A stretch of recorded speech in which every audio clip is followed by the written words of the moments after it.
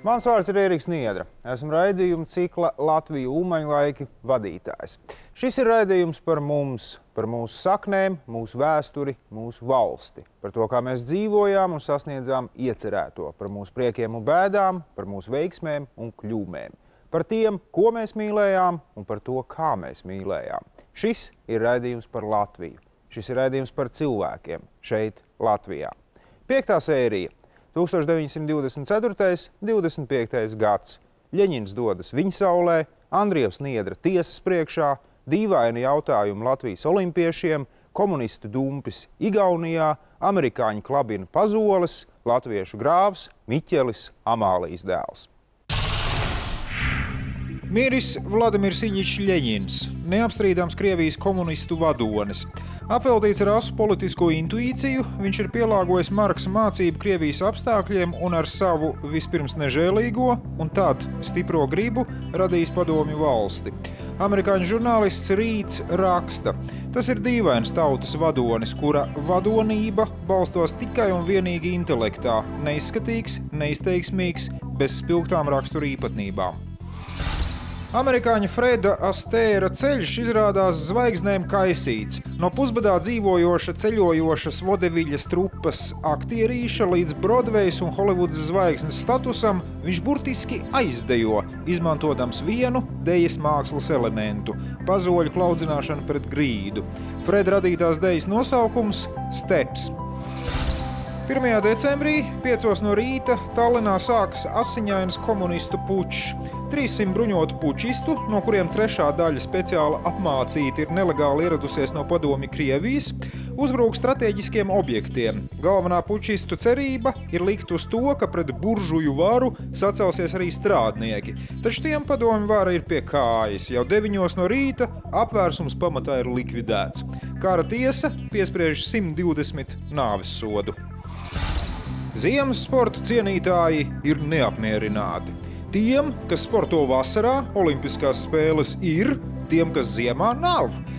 Vai tad viņi ir vainīgi, ka senajā Grieķijā sniega nebija? Šamonī kurortā pie Monblāna notiek starptautiskā 8. olimpiādei veltītā sporta nedēļa. Nolem turpmāk šādas sacensības rīkot reizi 4 gados un saukt par ziemas olimpiskajām spēlēm. Un šīs uzskatīt par pirmajām. Šai modes desmitgadēji raksturīga boba frizūra. Tā tiek papildināta ar tumši apvilktām acīm un precīzi konturētām tumši sarkanām lūpām. Ja sieviete nav gatava šķirties no bīzes, tad var sēdēt mājās. Sabiedrībā viņa neiederas. Tomēr konservatīvu, iebilstošu vīriešu vēl nemazums, tāpēc matu īsums tiek pamatots. Redz, apsviluši, nācās nogriezt. Bet Parīzē 24. gadā sākas 8. vasaras olimpiāde. Gatavojoties Parīzes olimpiskajām spēlēm, Latvijas sporta ierēģi liek kandidātiem aizpildīt īpašus jautājumu lapas. Lai atbildētu, jāpārdomā visa sava iepriekšējā dzīve, jo daži no tiem īpaši viltīgi. Piemēram, cik pudeļu alkohola izlieto mēnesī, cik pīpju, cigāru un pāpirosu izsmēķē, vai guļ atsevišķā gultā vai kopā ar kādu citu, vai spēlē kārtas un cik reizes mēnesī maina veļu. Un tā 8. olimpiskajās spēlēs Parīzē pirmo reizi plīvo arī neatkarīgās Latvijas karogs. Mūsējo delegācijā ir 50 cilvēku. Neviens žurnālists mūsējiem gan nav līdzi, un Latvijā karsēji dzīvo vienā nervu drudzī. Saņemta ziņa, ka Latvijas futbolisti uzvarējuši frančus ar 2-0. Steidzīgi tiek organizēts orķestris, lai no Latvijas sporta biedrības laukuma sāktu uzvaras gājienu pa Rīgas ielām. Tomēr pagūst pienākt īstā ziņa, kas paglābi no apsmiekla. Latvieši patiesībā zaudējuši ar 0-7. Demisionē Meijerovica valdība. Gāzē ir sociāldemokrāti. Pirmo reizi labējās spārnu partijas ar Zemnieku savienību priekšgalā nostājas opozīcijā.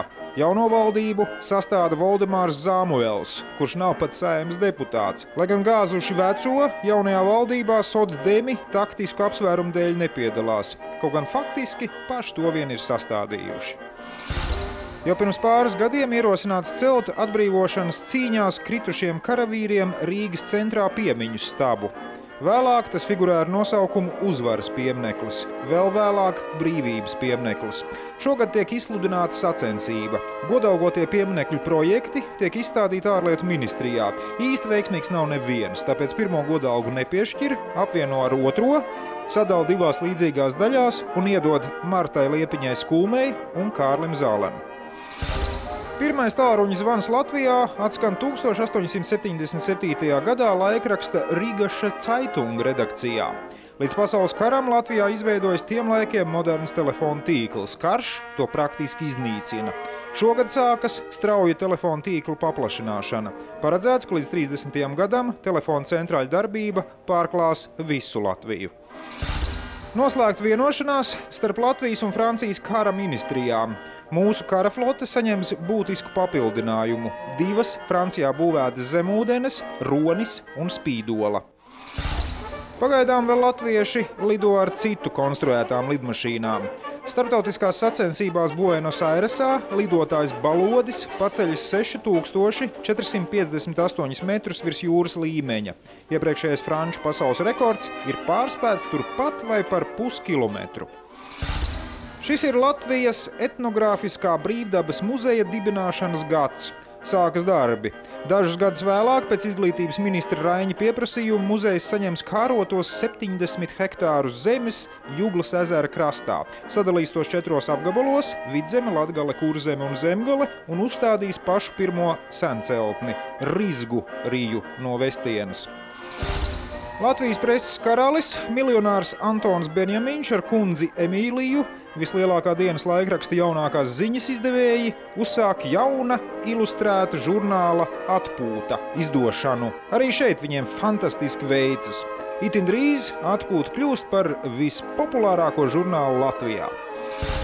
Šķīries no sievas, ārlietu ministrs Zigfrīds Meierovics drīz pēc kāzām ar Kristīni Bahmani savās mājās rīko pieņemšanu.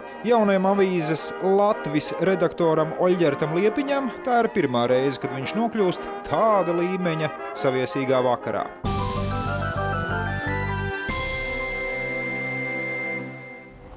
Tā saucamajām salonu lauvām pasākumu, kur demonstrēt savus jaunos tērpus, tik tiešām netrūka. Jā, gan tieši jaunos, jo nācās tos mainīt. Bija jābūt salona spējīgam. Visprestižākās pieņemšanas ziņā, protams, skaitījās tās, ko rīkoja diplomātiskais korpus.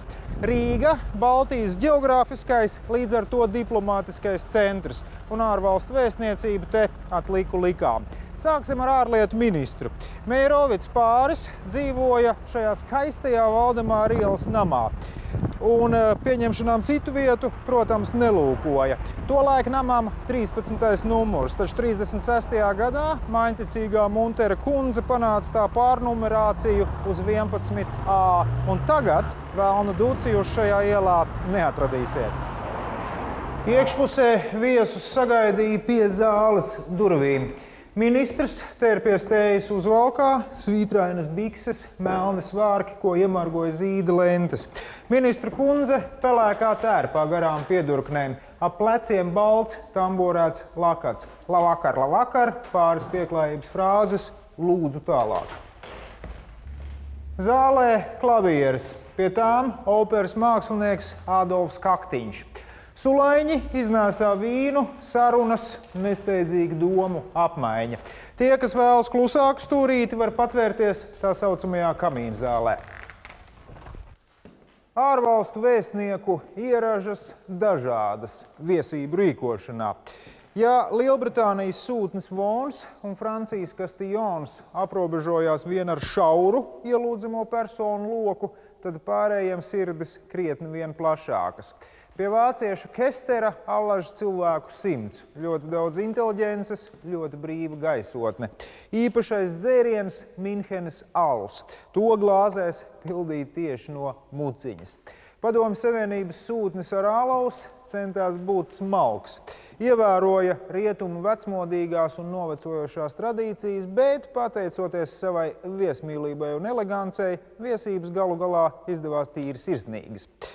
Pie kultūras cilvēka amerikāņu Koulemana biežāk nekā pie citiem varēja sastapt slavenības no operas un ievērojamas gleznotājs, bet Japānis Ujeda iesila jau pēc pirmajiem malkiem, tāpēc jo devīgāk pašrocīgi pildīja viesu glāzes. Gadījās, dažkārt vīns tika uz galdautiem un dāmu kleitām, dažreiz, un tikai no pārlieku lielas centības. Mūsu valsts sabiedrība sadzīve. Raidījumā Latvija Ulmaņlaiki. Sadarbībā ar Lattelekom. Mums nav jāstāv citu ēnā un aiz citu muguras. Es esmu aicinājis un saucis latviešiem teicis: celieties, lieciet muguras taisni, jo mēs esam pelnījuši to, ka mēs drīkstam staigāt atliektām mugurām. Nav tiesa, ka mēs būtu tauta, kurai nav nekā, uz ko atpakaļ skatīties. Mums ir gari laika sprīži, kur ir pilni varonības un lielu darbu. Mūsos vajag būt svētam, tīram, pašlepnumam. Mēs neesam tie, kas grib citus apspiest, bet mēs arī neļausimies no citiem apspiesties. Šis Ulmanim ir visai kreņķīgs gads, jo kas patīkams var būt, ja cilvēkam jāpiedalās 3 prāvās, turklāt 2 par galveno liecinieku. Arī sabiedrība vairs neinteresē, ko Ulmanis dara kā politiķis, bet gan tas, ko viņš dara tiesas zālē. Andrija un Niedras procesi. Niedras argumenti ir loģiski, uz faktiem balstīti. Ulmanis uzvedas krietni haotiskāk. Uz lūgumu pamatot savu liecību, atbild, ka nav bijis laika reģistrēt dokumentus un tam līdzīgi. Beigās jau Niedra ne sevi, bet Ulmani nosauc par apsūdzēto, uz ko Ulmanis dusmīgi atkliedz: ko, es? Gada beigās beidzas vēl kāda prāva pret bijušo satiksmes un darba ministru Hermanovski. Prāvas gaitā noskaidrojas, ka tieši Hermanovskis bijis tas, kas valdībai ierosinājis iepirkt lokomotīves un citus dzelzceļa materiālus no kādas amerikāņu blēžu firmas. Latvijas valdības kurstenī noraksta $450 000.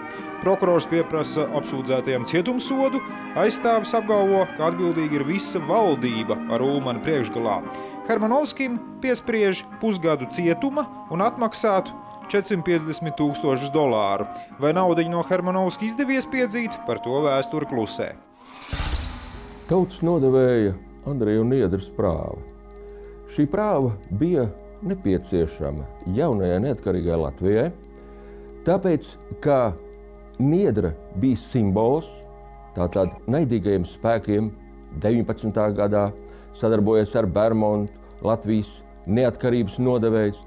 Tiesa uzskatīja, ka toreiz bija tik ļoti sarežģīti šie vēsturiskie apstākļi, kad ir ļoti grūti izvērtēt apsūdzētā vainu. Latvijas tiesas sistēma arī tajā laikā atrodas tapšanas stādijā, vēl skaidri nav izvirzījušies, skaidri nav izkristalizējušies tie principi, tās, teiksim, politiskās vērtības, pēc kurām varētu balstīties, tad tiesneši pieņemot lēmumus šādās politiskās prāvās. Protams, lieta par sevi, kas arī ir dažādi vērtēta, ir valsts prezidenta Čakstes šī Niedras apžēlošana, jeb soda mīkstināšana ievērojamā mērā. Šķiet, ka šeit runā 2 lietas. Gan Čakstes taisnības apziņa, kas viņam bija ļoti attīstīta demokrātijas izjūta, gan arī tieši varbūt pragmatiski pieeja situācijai, jo Niedra, kas ir Latvijā, kas būs Latvijā pēc soda izciešanas, taču būs centrs potenciāli, ap kuru biedrosies šie galēji labējie un tā tālāk. Viņš vienmēr būs sarežģīts moments. Tāpēc vai nav labāk, lai viņš ir trimdā, jā, tas ir pavisam cits lielums, un viņu var gluži vienkārši aizmirst, lielā mērā ignorēt.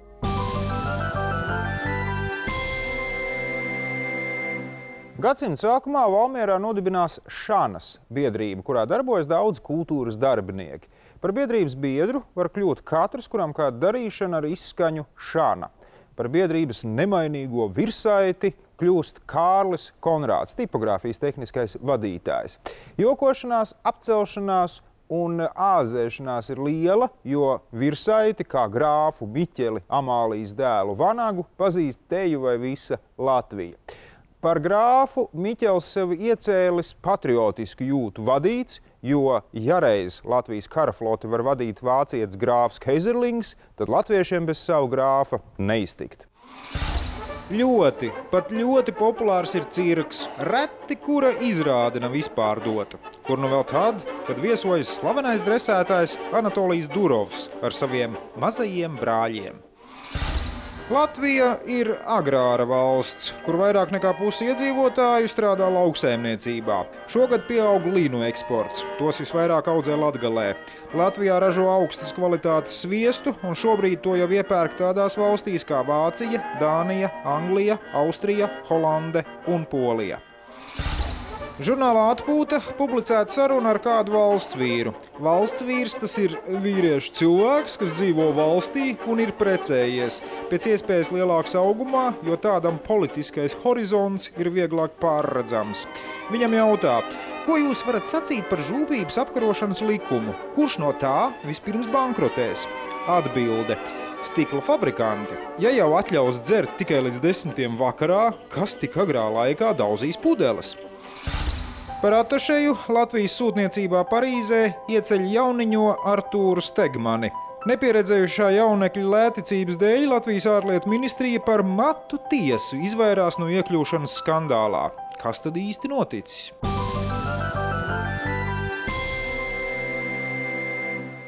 Iespējams, ka skandāla iemesls bija gaužām prozaisks.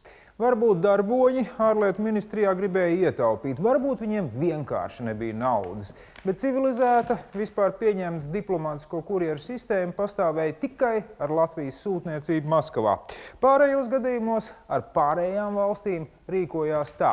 Vienojās ar kādu mākslinieku, tirgotāju vai vienkārši turistu, kas devās attiecīgajā virzienā un izsniedz viņam apliecību speciālam maršrutam. Cilvēka iegūms, iespējama ērta muitas pārvarēšana, nekādu procedūru. Apzīmogots koferis, tur diplomātiskais pasts un vēl, protams, cilvēka personīgās mantas. Francijas gadījumu izdevās atklāt iepriecinoši ātri. Tā saucamais kurjers tiklīdz iekārtojies hotelī, sāka piedāvāt savus narkotikas pa labi un kreisi. Labi, ka paziņas brīdināja atašeju Stegmani.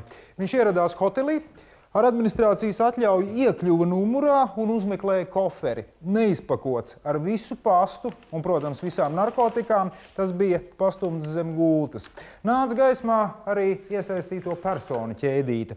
Galvenais organizators bija ģenerālkonsuls Karalaučos Kuškēvits, tālāk ekspedīcijas vadītājs ārlietu ministrijā, tālāk tirgotājs kurjers, tālāk noņēmēja Francijā. Latvijas metropolē iecienītākās narkotikas bija šņaucamais kokaīns, opijs, morfijs, heroīns un santomīns. Pie opija varēja tikt aptiekā, šmugulējoties ar atdarinātām receptēm. Pārējās mantas vajadzēja pirkt uz ielas. Vietas labi zināmas. Esplanādes apstādījumi vai Brīvības un Dzirnavu ielas rajonas. Tirgošanās notika ātri un bez parolēm. Vajadzēja tikai vienam, otram, trešajam piemiegt ar aci. Tiesa varēja iegrābties viltojumā, kad nevainojama kokaīna vietā jums iesmērēja miltos samaltu cukuru. Narkotiku karalis Hugo Lasis, viņš strādāja kopā ar brāļiem Vursgaļiem, bija sadalījis Rīgu pat vairākos realizācijas rajonos. Uzsāka Lasis ap 4 pēcpusdienā un pirmā vieta bija netālu no Latvijas pasta. Tālāk devās Bruņinieku ielas virzienā, ap 10 vakarā apciemoja Kino Progresa apkārtni Marijas ielā, tad grozījās Parka ielā un beidza 2 naktī pie Krievu drāmas teātra. Kad vedās no rokas, mēnesī varēja ieņemt tik tiešām labu naudu, apmēram 3000 latu. Mūsu valsts sabiedrība sadzīve. Raidījumā Latvija Ulmaņlaiki. Sadarbībā ar Lattelekom. Šis ir raidījums par Latviju. Šis ir raidījums par cilvēkiem, ļoti dažādiem cilvēkiem šeit Latvijā. Pēc reklāmas 1925. gads. Traģiskā autokatastrofa, Skorpionu cīņas Kremlī, otrās Saeimas vēlēšanas, sieviešu nagi kļūst vēl daļāki, Ulmanis atkal ministru prezidents, erotiskās preses pionieris.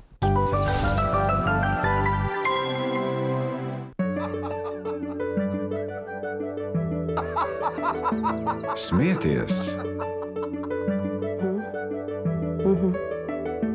Uzklausīt, atzīties,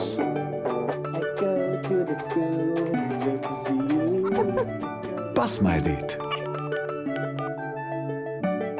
Viss sākas ar sarunu. Esam tuvāk Latvtelekom.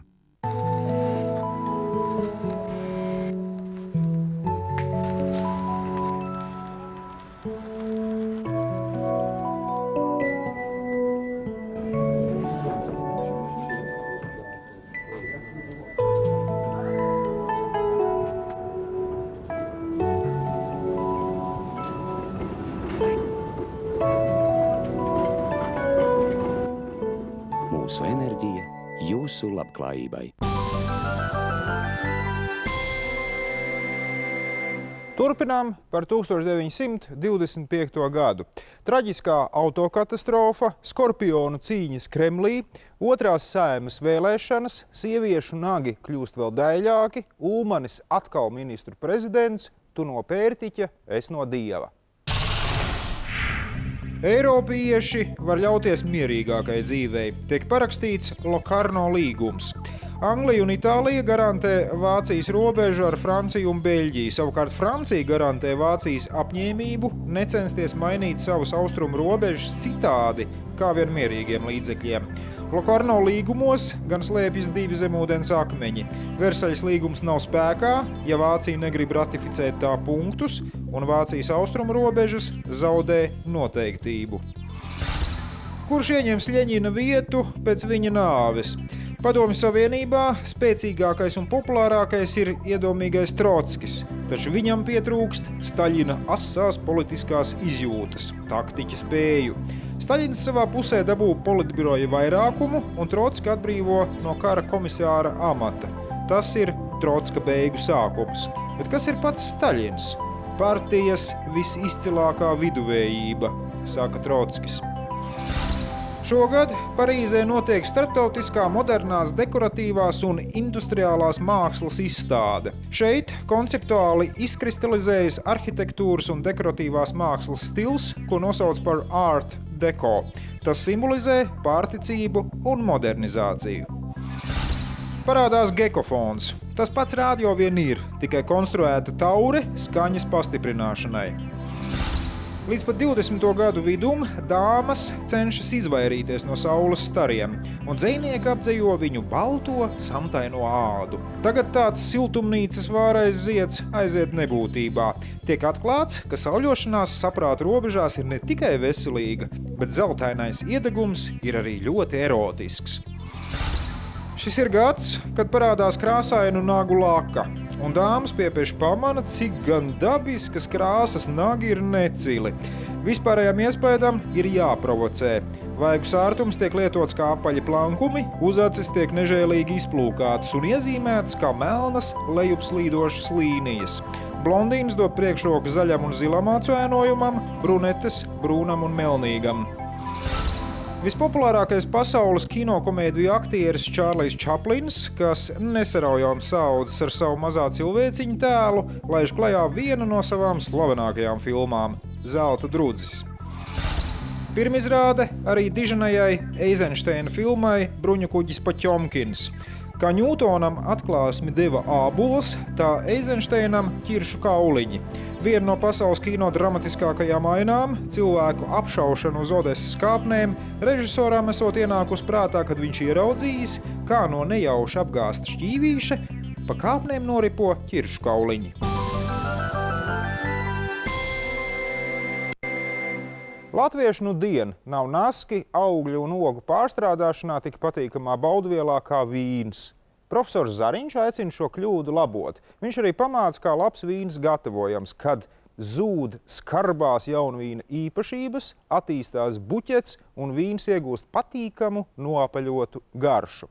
Profesors arī izdalījis, ka Vidzemē atrodamas 46 vīna šķirnes, taču Kurzemē tikai 9. Kāpēc? Drošas atbildes tomēr nav. Laikraksti priecīgi bažījas, vai tik važoņi drīz nekļūs par eksotiku. Un kā nu ne, Rīgas ielās teju sāks šaudīties autofirmas Renault taksometri.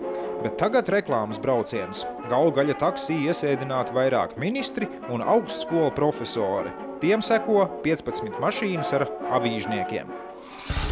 Karā nopostīto rūpniecību atjauno vai ceļ ar jaunām, modernām iekārtām. Tiek nodibināta akciju sabiedrība Latvijas pirmā cukurfabrika. Tā Jelgavā ceļ lielu cukura ražotni. Jauno sezonu galvaspilsētas riteņbraucēji atklāja ar jautru un aizraujošu sacensību – šķērsām un apkārt Rīgai. Tajā piedalās gan šosejnieki, gan trekisti un skatītāji ir pa pilnam. Viss Jampadrats sākas Marsa sporta laukumā un tur arī beidzas. Tādas atklāšanas sacensības turpmāk notiks ik gadu. Jau otro gadu, atbilstoši Kārļa Zāles projektam, notiek pārkārtošanās darbi topošajā Brāļu kapu memoriālā ansambļa vietā. Vajadzīgie akmeņi tiek sagatavoti Allažu akmeņu laustuvēs, kur atradīsi labāku modeli senlatviešu karavīru kumeļam par dzīvu zirgu. Cilvēki, it īpaši vīrieši, ir azartiskas būtnes, tāpēc ziņa, ka otrajās lieldienās atklāja Rīgas hipodromu, liek kungiem sarosīties.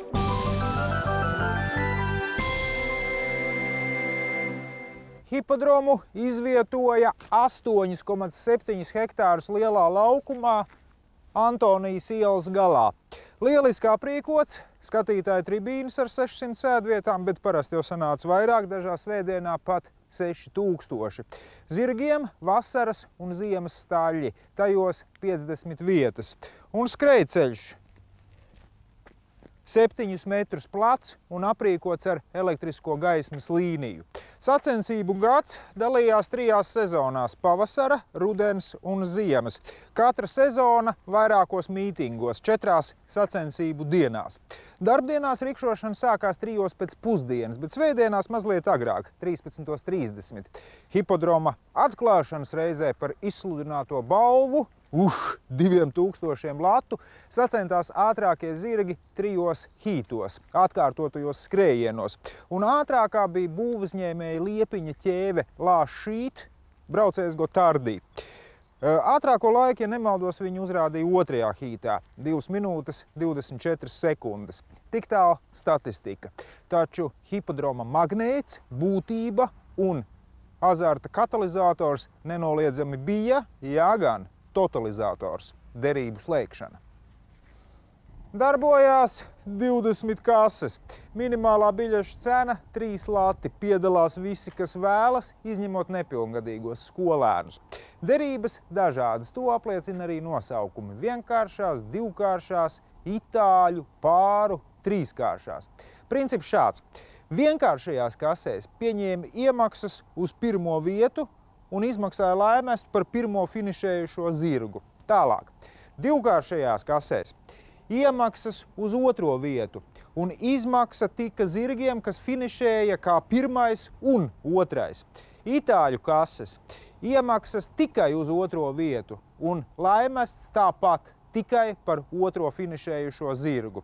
Pāru kases iemaksas par zirgu pāri, kas iegūs 1. un 2. vietu, un laimests arī attiecīgi par zirgiem. Turklāt nebūtiski, kurš pie mērķa pienāks 1. un kurš 2. Un visbeidzot, trīskāršās kases iemaksas uz 3. vietu, bet laimests tika zirgiem, kas pienāca kā 1., 2. un 3. Vienkārši, vai ne? Un vēl kāda nianse. Iemaksu pieņemšana pārtrauca atskanot starta signālam, bet, ja kasieris bija paņēmis jūsu naudu, bet biļeti vēl nepaguva izsniegt, tad nācās palikt bešā, bez derībām. Atdeva naudu. Tāda noteikuma. Pirmskara hipodromu profesionālo braucēju neapšaubāms līderis bija Reinholds Beķeris. viņš sāka 34. Visveiksmīgākais gads karjerā – 39. Ar Ērzeli akordu 386 startos viņš triumfēja 92 reizes. Zirgus savukārt vērtēja pēc izcīnīto godalgu summas, un pirmajam trīniekam tās tik tiešām bija iespaidīgas. Absolūts rekordists šajā jomā jau pieminētais akords – 22 700 latu, 4000 rubļu un 1000 reismarku. Otrajā vietā bija 35. gadā dzimusī ķēve Mana, bet trešajā, 36. dzimušais Ērzelis Adlons. Mūsu valsts sabiedrība sadzīve. Raidījumā Latvija Ulmaņlaiki. Sadarbībā ar Lat-Telekom. Šaubas, kas patiesībā ir tikai cits vārds, ar ko apzīmēt tūlību un vilcināšanos, ir viens no visļaunākajiem ienaidniekiem, kas stājas cilvēkam ceļā. Tas izsūc mūsu spēku, un beigas ir, ja mēs sākam padoties un novirzīties no reiz uzsāktā ceļa. Tas vīrs, kas dižos darbus veids, tas neklausās uz baiļu, šaubu un mazdūšības čukstējumiem. Tas vīrs zina apsvērt, izlemt, iet un darīt. Ar otrās Saeimas vēlēšanu rezultātiem Ulmanis var būt ļoti apmierināts. No visiem, kas balsojuši par Zemnieku savienību, personiski par Ulmani balso 98,7%. Ko tālāk? Varbūt Ulmanis kandidēs par valsts prezidentu? Jaunievēlētais Saeimas priekšsēdis Pauls Kalniņš paziņo, ka Demokrātiskais centrs par valsts prezidenta kandidātu izvirza līdzinējo Jāni Čaksti, sociāldemokrāti Jāni Raini, Zemnieku savienība Kārli Ulmani. 1925. gada rudenī Kārlis Ulmanis neveiksmīgi kandidēja uz Latvijas valsts prezidenta posteni. Izšķirīgā izrādījās Latvijas sociāldemokrātu nostāja. Pirmajā balsošanas kārtā sociāldemokrāti bija izvirzījuši savu kandidātu Jāni Raini, bet otrajā kārtā Jāņa Raiņa kandidatūra tika atsaukta un sociāldemokrāti nodeva savas balsis par Jāni Čaksti. Ulmanis viennozīmīgi neapmierina kreiso spāni. Savukārt Rainis kā figūra, kā politiska figūra, nav pieņemams šai laikā labējiem. Nekādā ziņā ne. Tātad Čakste ir zināmā mērā tāda figūra, kas tā vai citādi būtu pieņemama daudz plašākam politiskam spektram. Kārļa Ulmaņa centieni kļūt par Latvijas valsts prezidentu acīm redzami tad atspoguļoja viņa vēlēšanos par katru cenu atgriezties lielajā politikā, no kuras jau viņš bija izkritis apmēram 4 gadus. Jauna iespēja nokļūt lielās politikas orbītā Ulmanim radās 25. gada beigās, kad viņam tika piedāvāts ministru prezidenta postenis, un Kārlis Ulmanis sastādīja savu 5. valdību. Jūnijā Varšavā notiek starptautiskas sacensības vieglatlētikā. No Latvijas tajās piedalās jauniņā Elfrīda Karlsone. Viņa met šķēpu. Līdz 6. metienam Elfrīda ir visiem priekšā, bet tad viņa apsteidz poliete Konopatska. Tribīnas sajūsmā rēc, bet Elfrīdai vēl pēdējais metiens. Tad viņa no skatītāju soliem izdzird saucienu: "Jaunkens, es arī latvietis!" Elfrīda met, un viņas šķēps pārsniedz ne tikai polietes, bet arī pasaules rekorda atzīmi. Kliedzējs izrādās pēc tam bijis kāds bijušais rīdzinieks. Rīga, radiofons, labvakar! Atskan 1. novembrī. Notiek pirmā radiopāraide Latvijā. Tā ilgst 2 stundas un 5 minūtes. Tiek atskaņota Latvijas himna, klausītājs uzrunā satiksmes ministrs un tiek translēta opera Madame Butterfly. Pirmajā gadā Rīgas radiofonam ir tikai 331 abonents. Ziemā jāmaksā 2 lati mēnesī, vasarā 1 lats. Turklāt kurš katrs šmulis radio uztvērēju iegādāties nemaz nedrīkst. Tam vajadzīga speciāla atļauja. 27. augustā Kurzemes pusē kāds vīrs šoferu vadītā automobīlī brauc satikt savus bērnus no pirmās laulības. Sēmes pagastā starp lielu un maz irbuļu mājām zemes ceļš nobrūk, mašīna apgāžas un vīrs ir pa galam. Gājis bojā viens no Latvijas gaišākajiem prātiem, valsts vīrs Zigfrīds Anna Meirovics. Visa Latvija sēro, tās ir pirmās nacionālās bēres. Meirovics izvada no Doma baznīcas. 11. uz brīdi apstājas visa satiksme. Meža kapi. Parastos no tautas pat nelaiž klāt. Vainags no Musolīnī, kas atgādāts ar speciālu lidmašīnu. Katrs no Latvijas politiķiem cenšas tikt pie runas. Bēres ievelkas. Aizgājēji bērni vairs nespēja nostāvēt un viņus aizved uz mājām. Ar oktobri ieeja Latvijas universitātē studentiem atļauta tikai ar jaunām, leģitimētām kartiņām. Students, kas nebūs nokārtojuši lekciju naudu, strīpos no studenta stāraksta un viņu vārdus paziņos kara apriņķu priekšniekiem. Tā, ka nebūs nekādas apkārt lamstīšanās. Aviācija vēl ir kas jauns, un interese par to tautā ir milzīga. Populāri ir aviācijas svētki Spilves lidlaukā. Laba vēsts! Šogad mūsu operdziedātāja Alīde Vāne tiek angažēta galvenajām lomām slavenajā Milānas La Scala operā. Preses izdevumi ne tikai dzimst, tie arī mirst. Viens otrs neprasmīgi vadīts, it žigli noiet uz grunti. Gadās arī pa kādam, kura lepnā dziesma tiek aizžņaukta ar varu.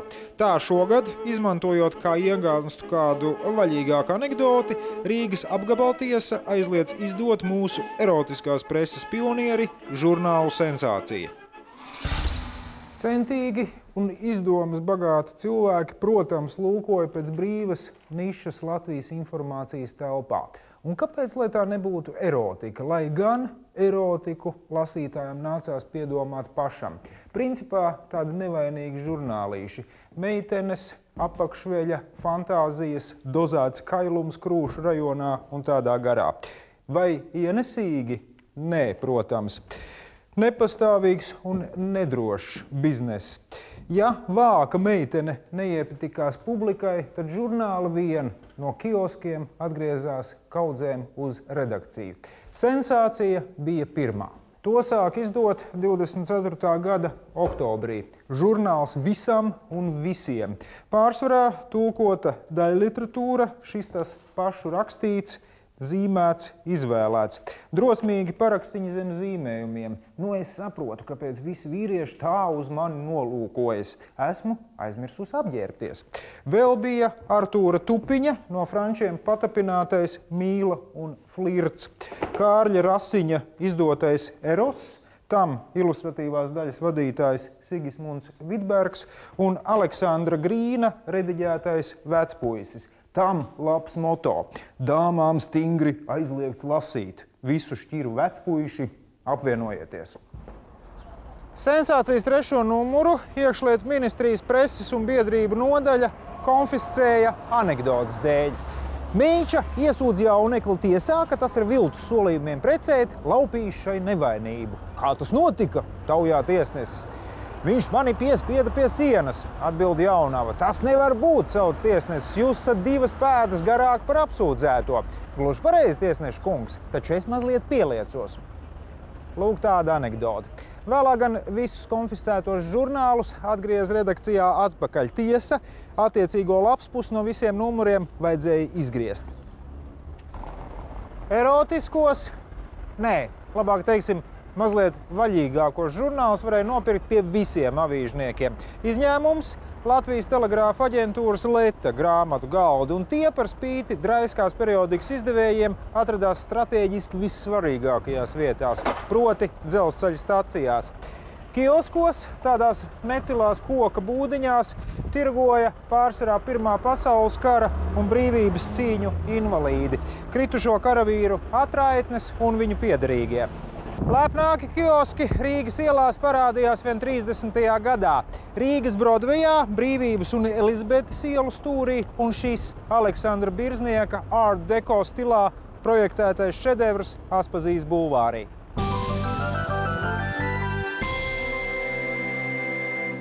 Mūsu valsts, sabiedrība, sadzīve, mūsu vēsture, raidījuma ciklā Latvija Ulmaņlaiki. Šī bija 5. sērija. Nākamajā reizē 1926. 27. gads. Ulmaņa valdība krīt, pučs Polijā, dāmu kailie ceļgali, lidojošais muļķis Lindbergs vai patiešām jau televizors, Zemnieku savienība opozīcijā. Visu labu!